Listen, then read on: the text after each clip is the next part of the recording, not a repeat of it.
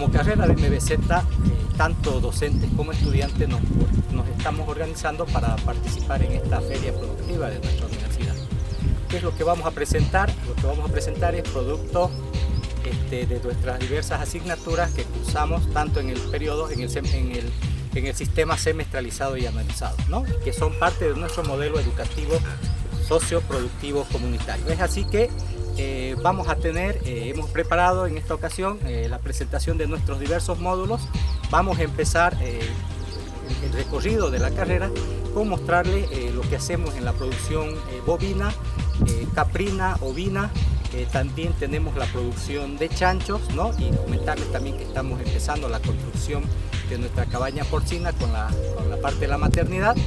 Y al final de nuestro recorrido por acá, por la parte de los animales mayores, o animales grandes, vamos a tener también la posibilidad de compartirles lo que es nuestro módulo de avestruz, ¿no? Donde además vamos a tener a la disposición de ustedes a la venta de huevos, ¿no? Y otros subproductos que salen de los avestruces a partir de la utilización, por ejemplo, de las plumas, que van a estar puestos también para que ustedes puedan conocerlos, puedan adquirirlos.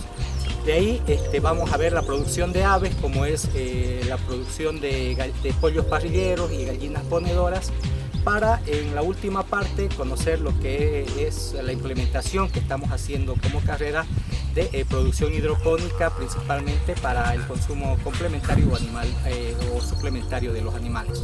En la parte final ya vamos a compartir también lo que es la producción de la asignatura que se llama transformación, que ahí tenemos derivados, ¿no? de la carne, como ser chacinería. Vamos a tener diversos tipos de chorizos, parrilleros, albinos, ahumados, ¿no? Para que ustedes también puedan deleitar y puedan también adquirir los mismos, ¿no? Entonces todo esto que vamos a presentar está siendo de manera muy organizada, trabajado por los colegas y los estudiantes, de tal manera de mostrar a ustedes lo que hacemos como carrera, como parte de nuestra comunidad universitaria que es la Unibol.